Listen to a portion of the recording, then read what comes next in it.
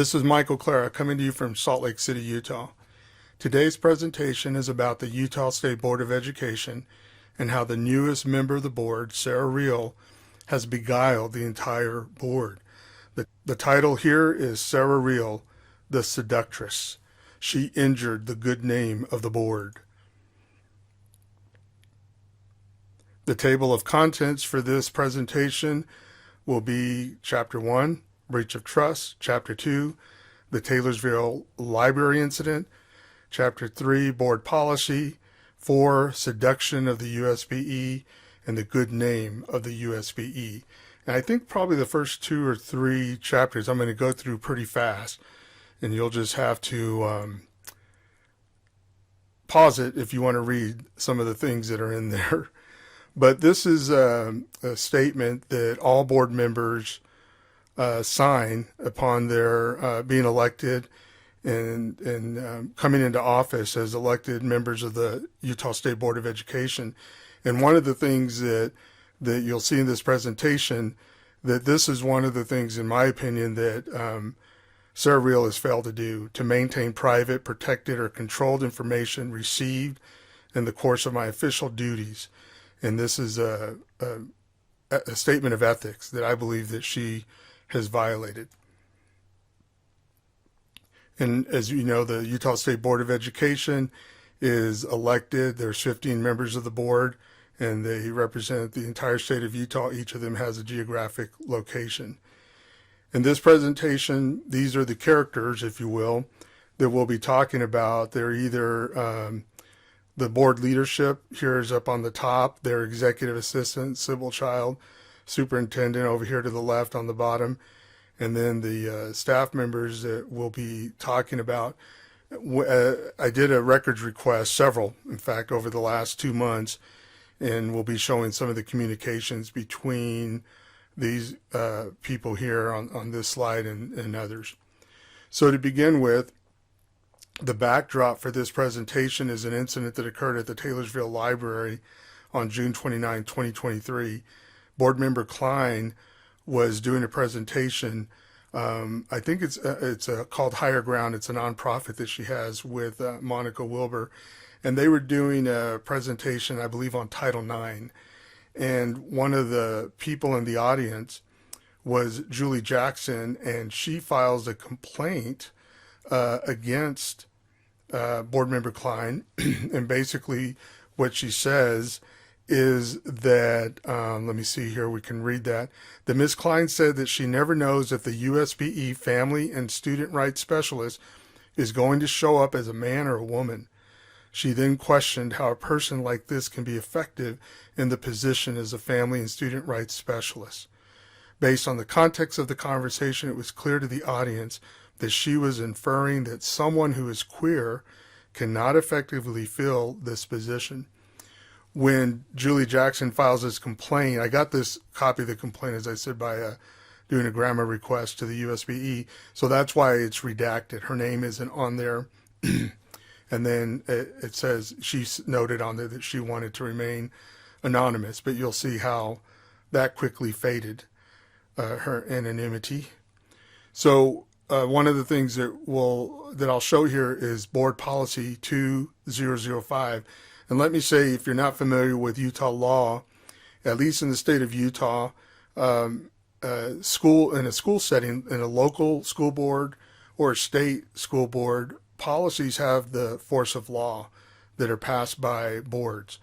And so here's a 7-step process that they had established, the state board did, for investigating complaints they receive about a board member. And then I kind of made this graph on the left that kind of just, all it is the language of the policy, and it's A through G, and then you'll see we'll go through it. And I'm going to go through it pretty quickly because I reviewed this in another slide. I'm just doing it to kind of give context to some of the concerns I'm going to express here. So basically what happens is the USBE gets the complaint. They end up converting it into what's called a preliminary analysis. In this case, it's going to be preliminary analysis 25. And as you can see here on the graph, That's Board Policy 2005 1A. And then when you get up to B and C, the preliminary analysis is complete. They refer to board leadership. And in this case, on Tuesday, July 11th, 2023, Debbie Davis, who is, I think she's called the audit executive. We'll see her title in a second. But she's called the audit. There's another title for her. We'll find it in a second. But she ends up forwarding this to the board leadership after the internal audit or preliminary analysis 25 on this incident was completed. Then the next step in the policy on E, the attorney for the Utah State Board of Education, who's out of the Attorney General's office, sends an email on July 13th to Natalie Klein, who's the one the allegations were leveled against, and gives her the opportunity to respond to the allegations. So the next step in the policy says that, and now we're at the very end almost, F and G, the board leadership sends everything to the entire board for their consideration. And as you can see here, on August 3rd, they go into an executive session, and according to a tweet that was sent out the next day, this executive session ended at 2 a.m. I was actually watching the public meeting, watched them go into executive session. I think I went to sleep at 1:30, so I wasn't able to hold out. But look, they adjourned at 2:18 a.m. And as the policy says, that the members will go into executive session and then authorize action following that executive session. In this case, they didn't vote on anything, so there was no action done. And it's not till August 7th that they issue a press release, which, here's the headline in the paper, that Utah State Board of Education concludes that Natalie Klein investigation with no reprimands. So let's go in a little deeper into the executive session and what happened there. I did a records request for the agenda for the executive session, and this is what I was given. They have almost 20 documents that they were able to review in their investigation of the complaints that they were looking at against Board Member Klein. And this is the part of the agenda, the list of documents that they looked at. And as you can see, the PA 25 is there. One of the other documents, and the other thing is, we probably need to find out why were board members given a redacted copy of the preliminary analysis, because the copy I got was not redacted. So it'll be, I need to find out why theirs was redacted. But at any rate, they reviewed a copy of the preliminary analysis that was referred to them, and that includes the complaint that was submitted by Julie Jackson.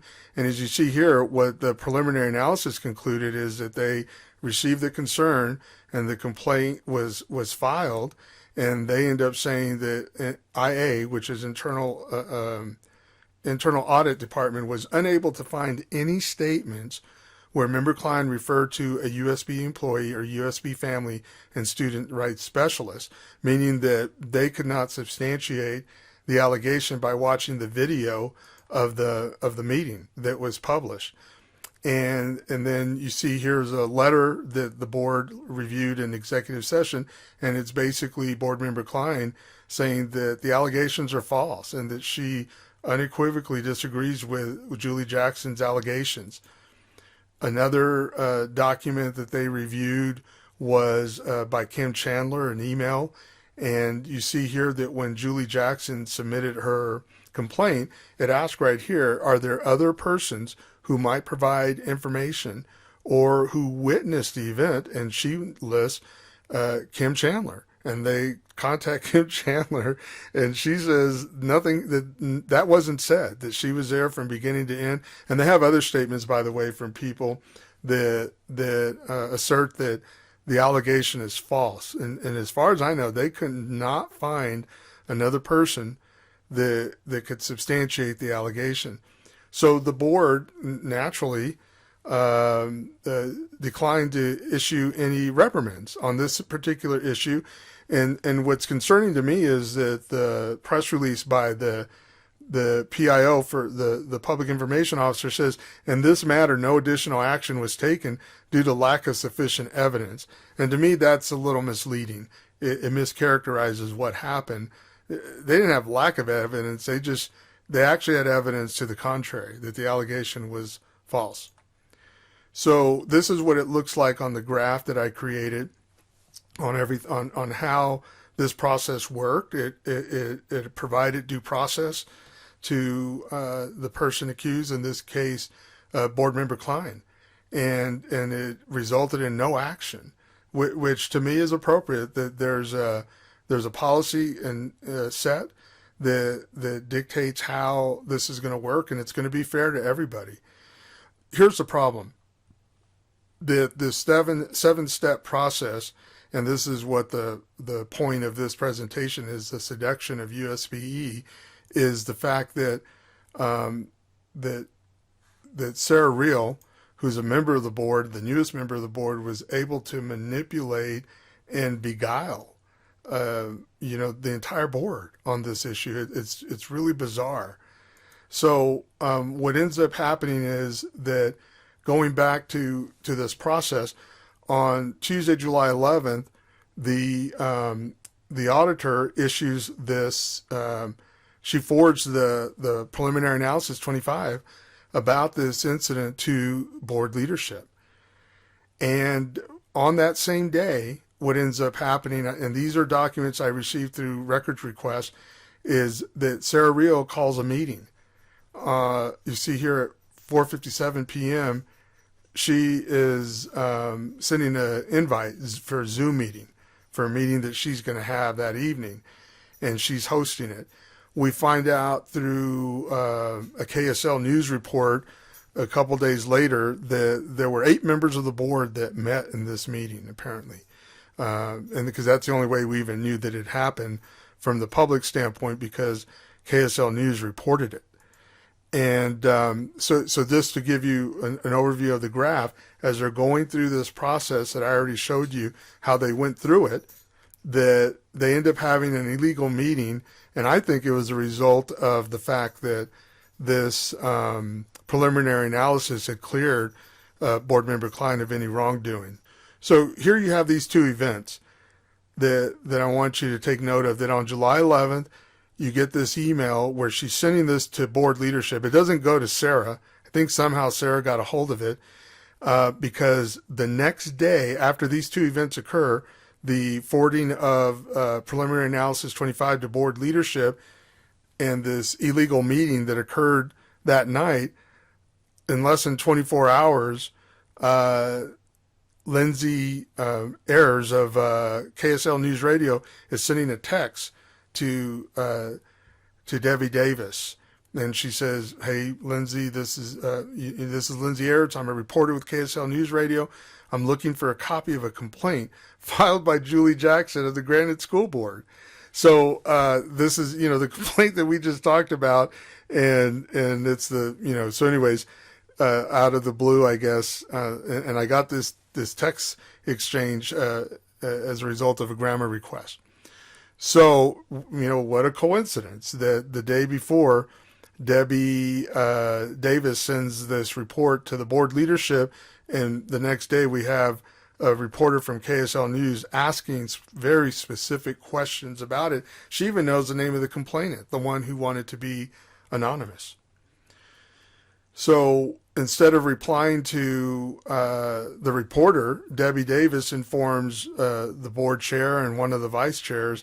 She says, "Quick heads up, I just had a voice message and text from KSL reporter requesting the concern submitted by Julie Jackson. Any thoughts on this, or should I see what Kelsey thinks?" And she's referring to Kelsey James, who's the PIO. So they respond. I'm going to go through this pretty fast. I'm not going to read each one. You can go back and pause this and look at them. That's why I put them up here. I almost wasn't going to put them in, but, and they're just asking, what happened. The reporter actually knows the name of the complainant, and they're aware as board leadership that, on the form it says she wanted to be anonymous, but now you have a reporter asking specifically about this library complaint and even knows who filed it. So they go back and forth, for the next hour or so.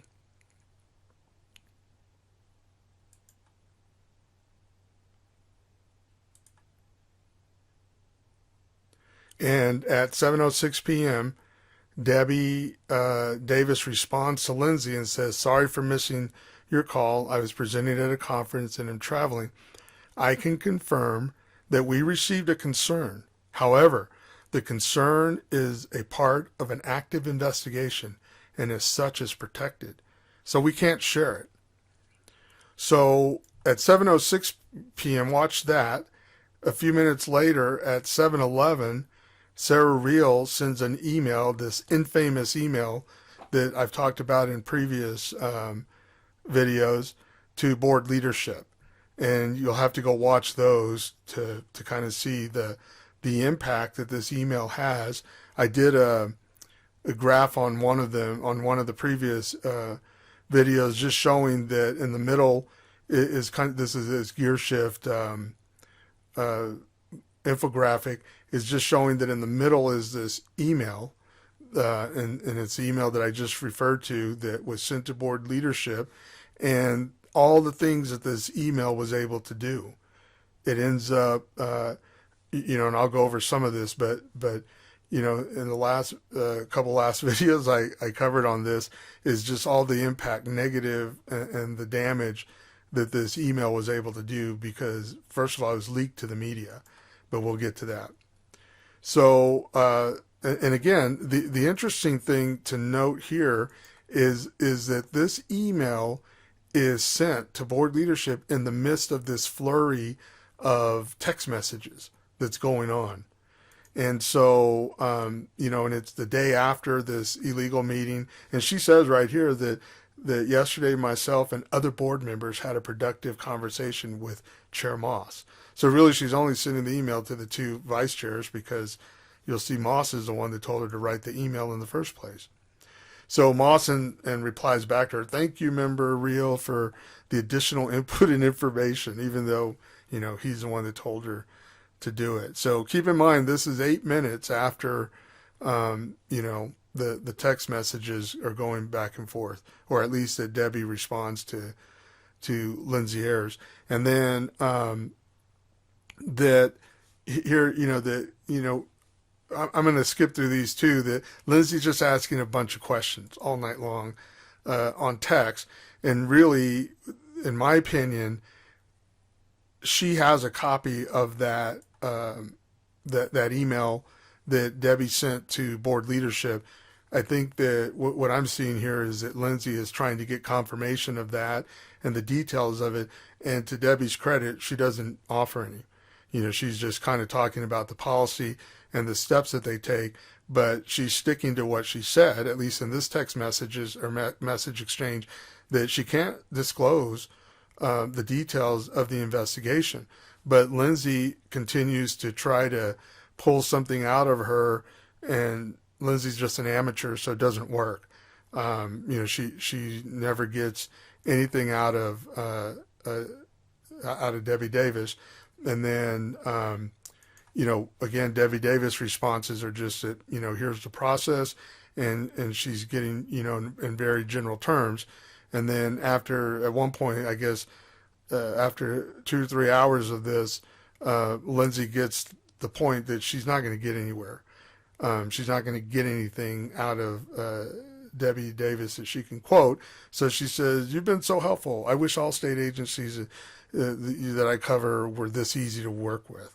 So then the next day, still that same night, Debbie then goes and talks to board leadership on text messages. And then she sends at 8:23 p.m., sends an email to Kelsey James, who's the public information officer, and gives her a recap of what happened, that Lindsay Ayers from KSL News Radio sent text message inquiring about a lot of things, and Debbie's just recapping, and you see here is her title. She's a chief audit executive. And I think she's the highest paid person at the USBE, if I remember right.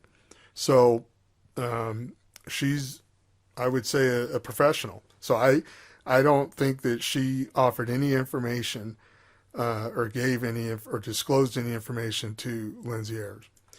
So at 8:52 p.m., almost at 9 p.m., Debbie is replying to Sarah Reale because she was CC'd on the letter that that Sarah Reale sent to the board leadership in the midst of all these text messages.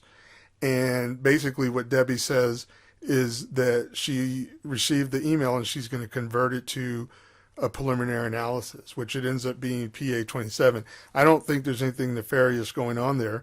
It was Debbie's just following the process, and she confirms with Sarah that, yep, she's going to make it another preliminary analysis. So on that graph that I made, that I showed you earlier, and I did a video on this, I just showed that how this letter, this email from July 12, ends up being PA 27, which ends up being a third investigation that the board ends up having to look at.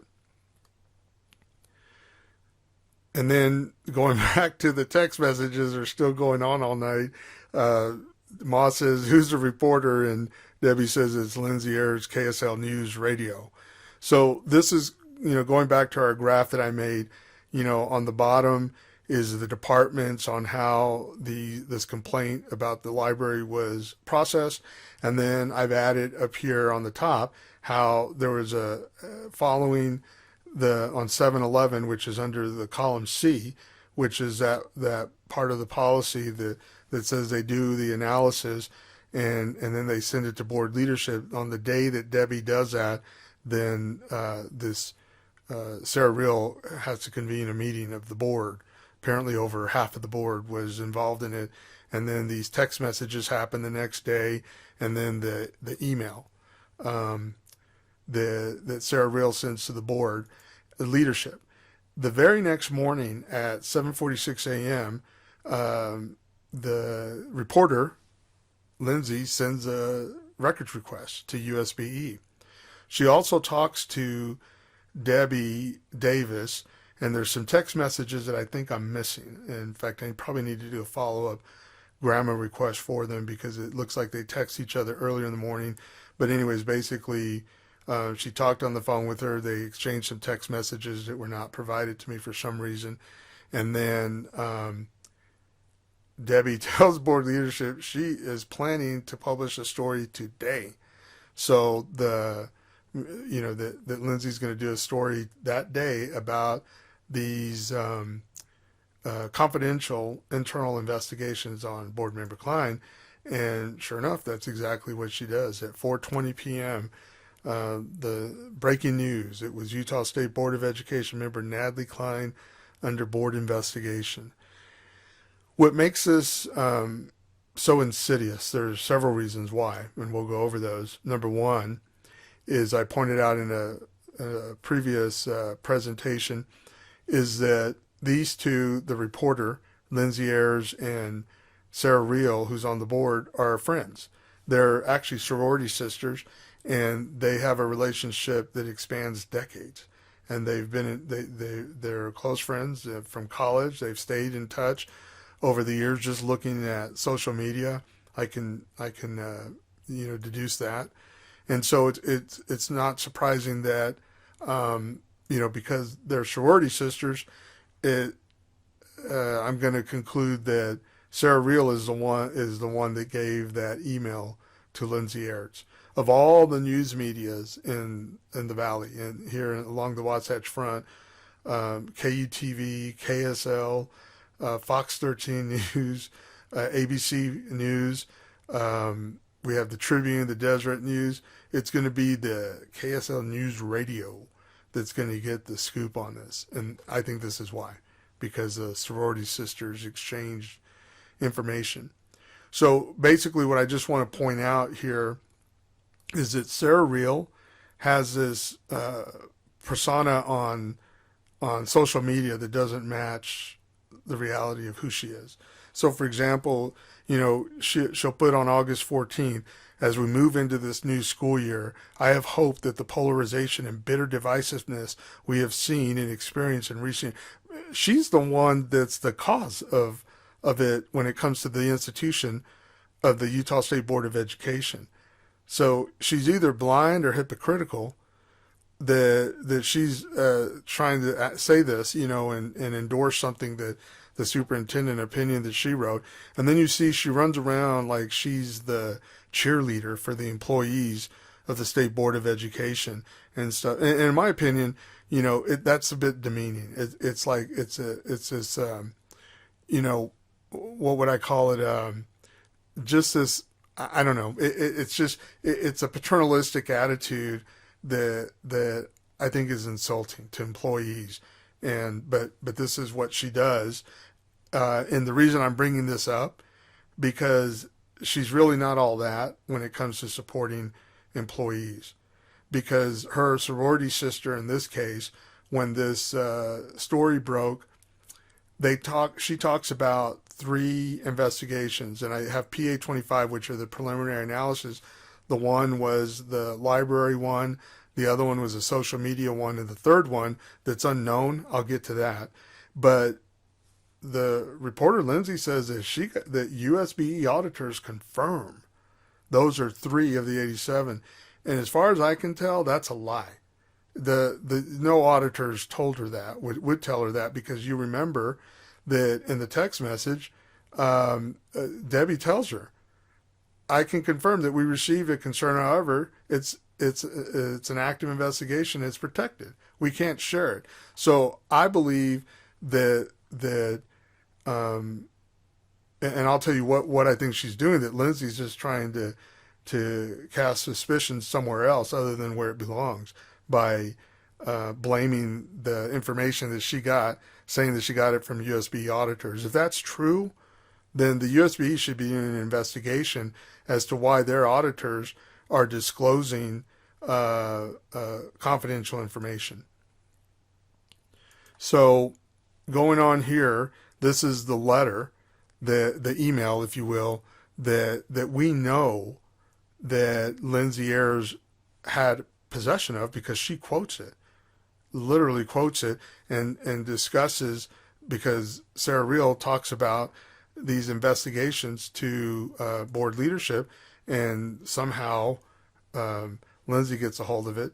And in the story, Lindsay tells us, oh, I'm still waiting for details of these complaints, and she's submitted a public records complaint. So basically, that public records or grammar request that I showed you, not complaint, I should say that grammar request that I showed you earlier, it was the morning of this story. So she hasn't even gotten the results back yet, and she's doing a story. What details she's waiting for under the public records request, I don't know, because she already knows all the details, and she just reported on all of them. And as you can see here, later on that evening, the Salt Lake Tribune does a story on this, and all they can do is refer back to KSL News Radio and say, hey, we filed a records request for everything, because they don't know anything other than what KSL reported. And I'm asserting that KSL knows it because Sarah Reale gave her sorority sister a copy of that email that she wrote. And I think that somehow Lindsay got a hold of the email that Debbie Davis sent to board leadership the day before. So I sent an email to Sarah Reale asking her why did she leak that email to KSL, and she told me she didn't, that KSL got it from the records officer. And so I sent an email to Ben Rasmussen saying, hey, did you give this email to, well, I don't think I asked him. I just said, I'm doing a records request on, I want to see what it is that KSL asked for in their records request and what your response is, because I'm trying to track down if you gave them Sarah Reale's email. And he says right here on the email, Board Member Reale's email was not responsive to any KSL request received by USBE. And I think I did a records request for anything they gave any media, and it was never in there. And in fact, here's a response that he gave to KSL News Radio. He says that the complaints have been redacted to hide personal information, but he says right here that records related to issues 25 to 27, which are those preliminary analysis that they call PA 25, that's the library one. PA 26 was the Facebook one, and PA 27 you'll see is the complaint by the Sarah Reale. It's that Debbie Davis email where she tells Sarah Reale, I'm going to convert your email into another complaint, which she did. And then here's an attachment that was given to KSL that, and they're not releasing anything on those preliminary analysis. And he says because it's pending board policy and it's in process. And he says that these are investigations that are protected. Nevertheless, you see here in the story, she's able to write about them, write about things that are protected documents. So just going back to our graph where the red arrow's at is just showing to me the way they bastardize their own process. They should have just left well enough alone, gone through the process. But what I think happened was when that Debbie Davis sent the preliminary analysis 25 to board leadership, showing that that board member Klein did not violate policy as it relates to that complaint. I think that it sent Sarah Reale into a panic, and she convenes this illegal board meeting, and then she leaks information to Lindsay Ayers, who starts sending text messages and ends up doing a story with a lot of information that she clearly did not verify. And one of the more insidious things about this is that when they're doing this process, as you can see here, this is the part where they, on E, it's letter E on July 13th, that he's going through the process, the attorney is asking Natalie Klein to give her side of the story and to respond to the allegations. And as you can see, as he's doing that, the breaking news comes out. And to me, that's sad.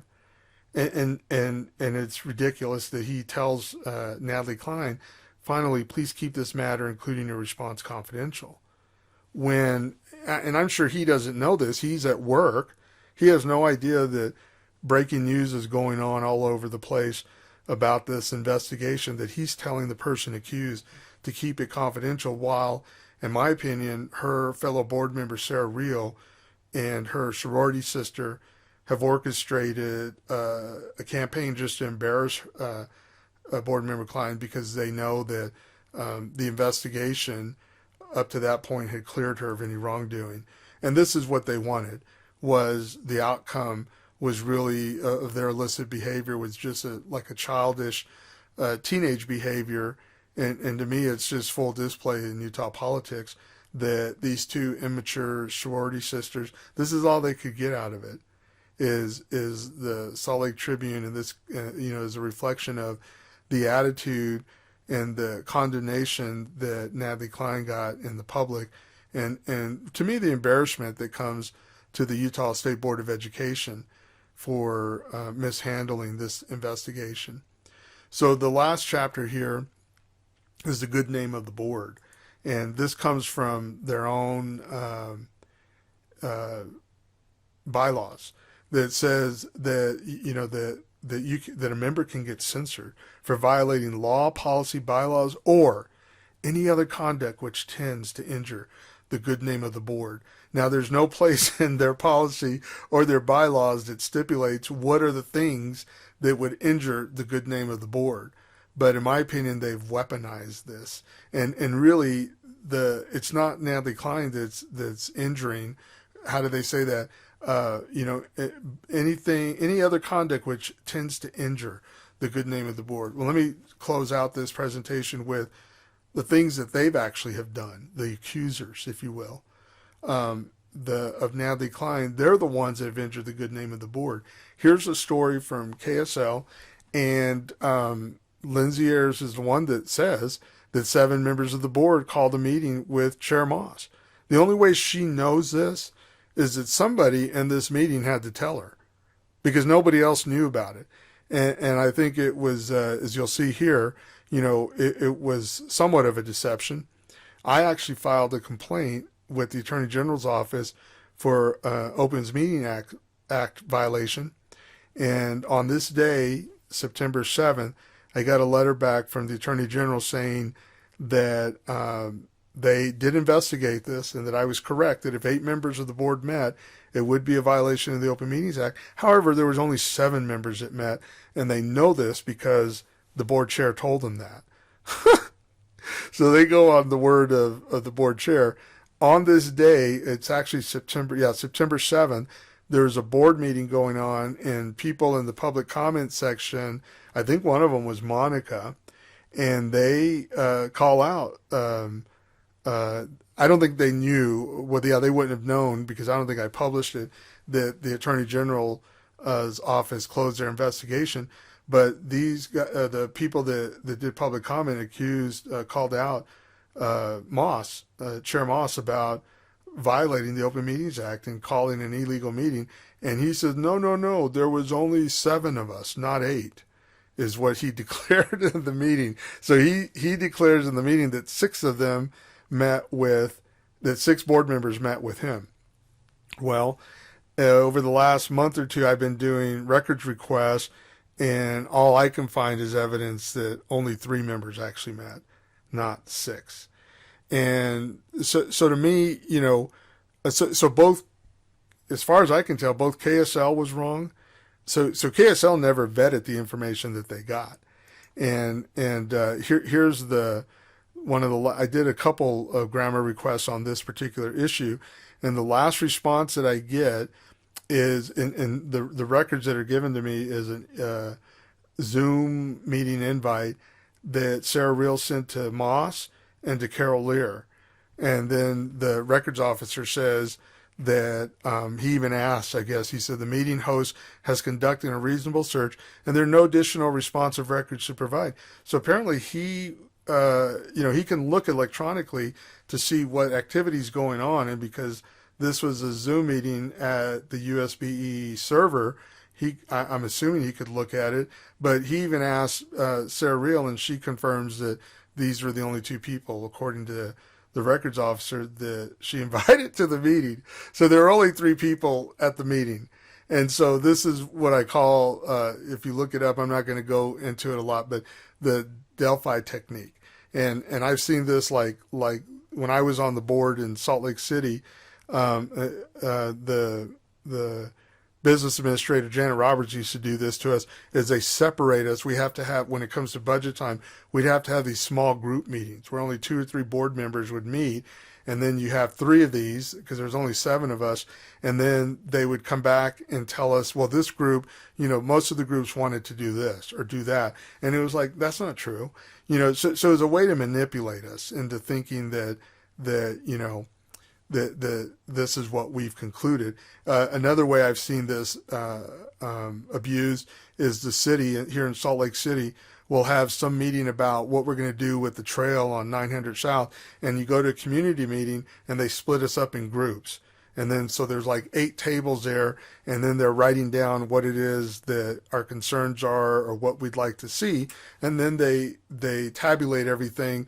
You don't see what the other groups are doing, and then you end up, with this list of things that supposedly we wanted, which wasn't, in that case, wasn't true, because one of those meetings I went around and took pictures of everybody's list, and what the conclusions were the following meeting were not reflective of what the groups had wanted. But their idea is they can play on the groups because you don't know what the other group is doing.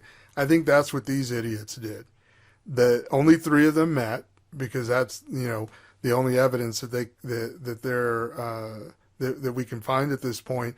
These 3 met and then lied and claimed, Sarah Reale, first of all, lied to her sorority sister, trying to make it look like it's the majority of the board that's against Natalie Klein.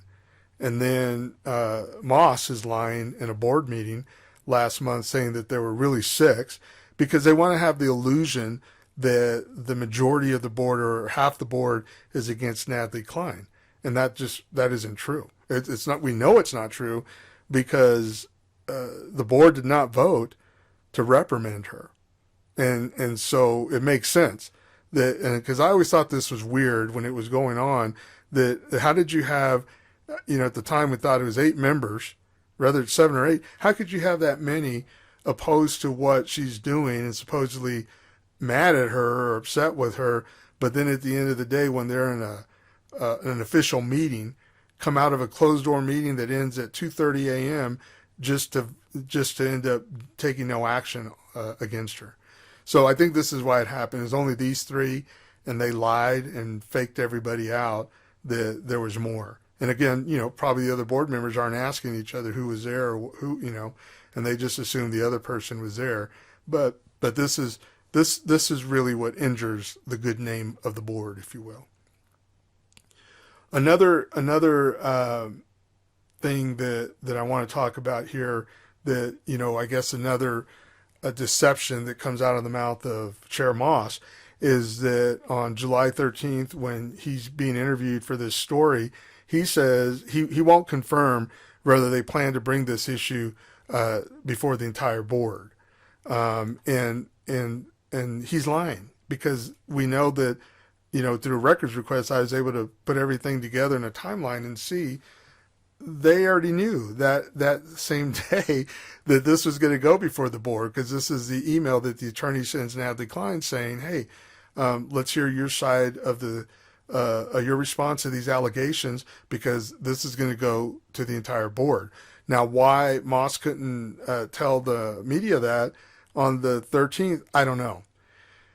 The next day, on the 14th, KUTV reports that, and I call her the duplicitous Kelsey James, because she's quoted as saying that board leadership has released a statement that if they refer the matter to the full board via an executive session agenda item, she says, rest assured that if the board leadership decides to take further action, that will be communicated with the press and the public. Well, that was a lie, because the day before, Moss is already claiming he doesn't know if he's going to send it to the full board, which we know that they had already made that decision.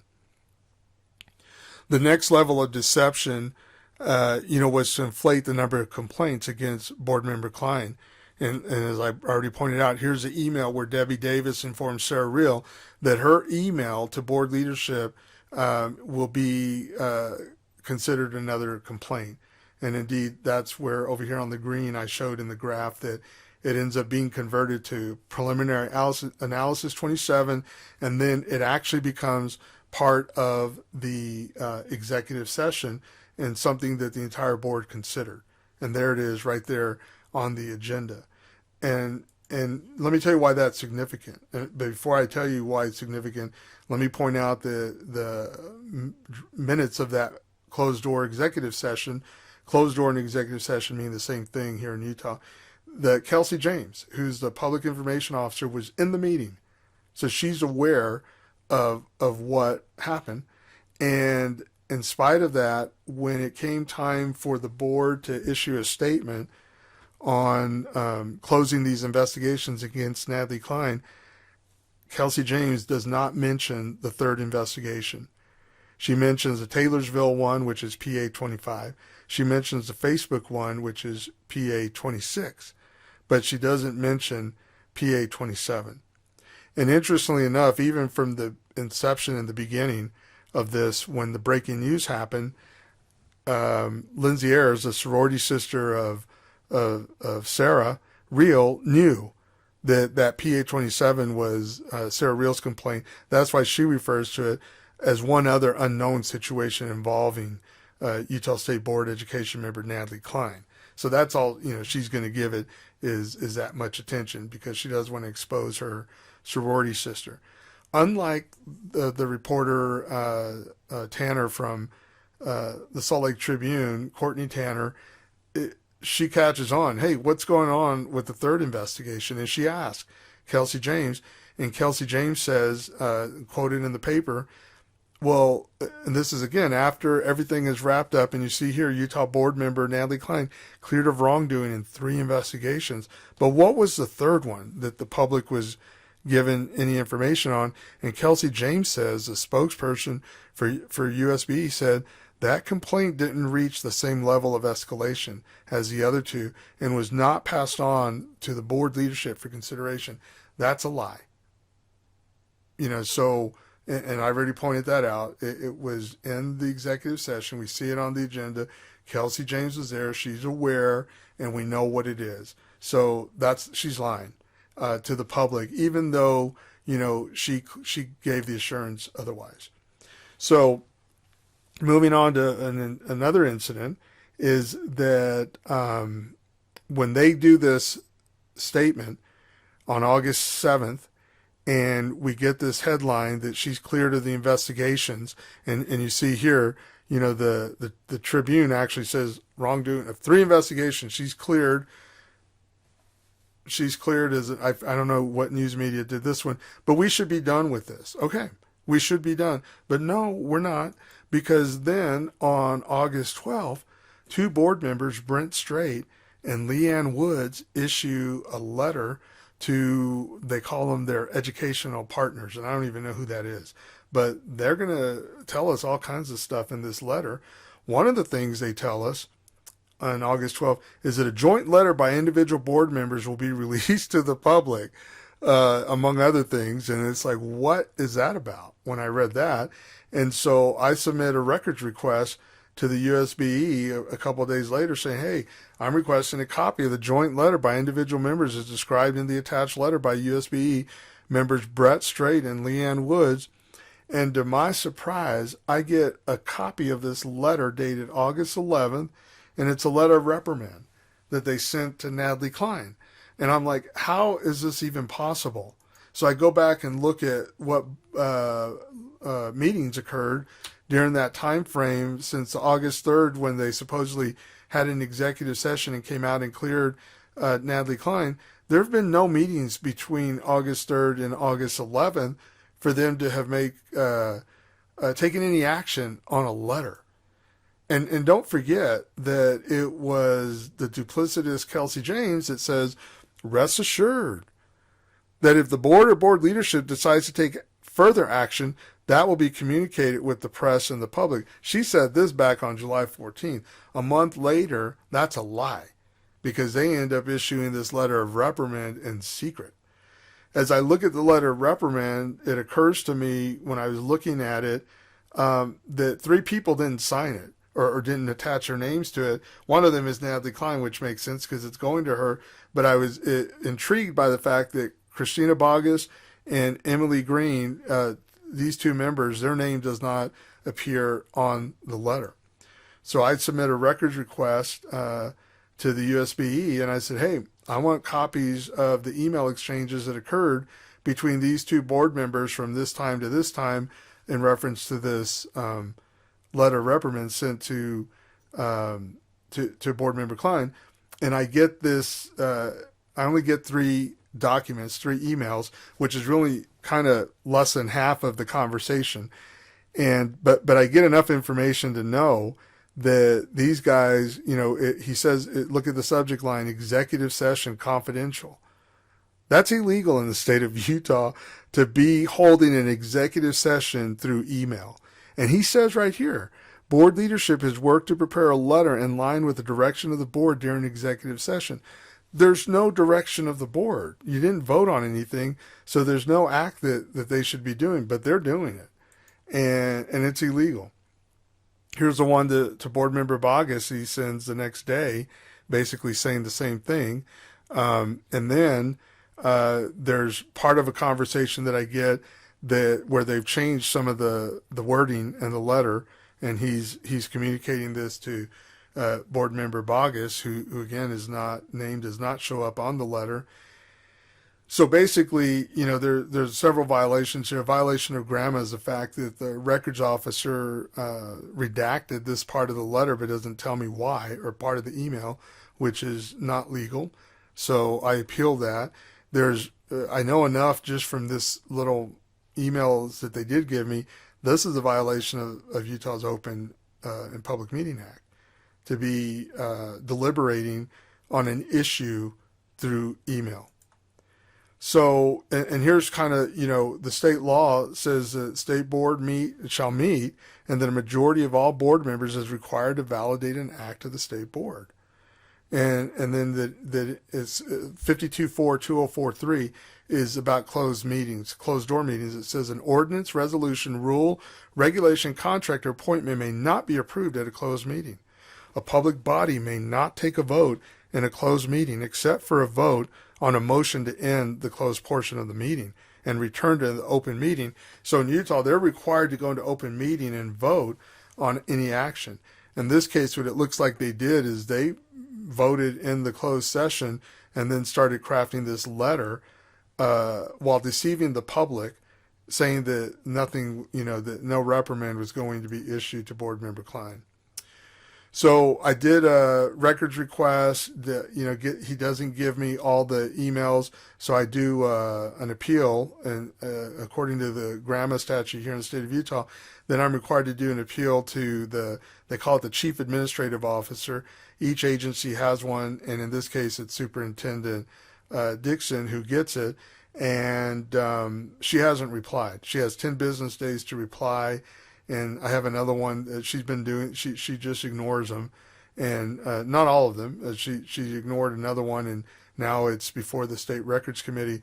But this one, if she doesn't reply, I guess by tomorrow, which is the 5th, then it's considered a denial, and I'll just appeal it to the state records committee. But she's complicit, and she's not, I guess, untouched by the seductress Sarah Reale and her spell that she has over everybody.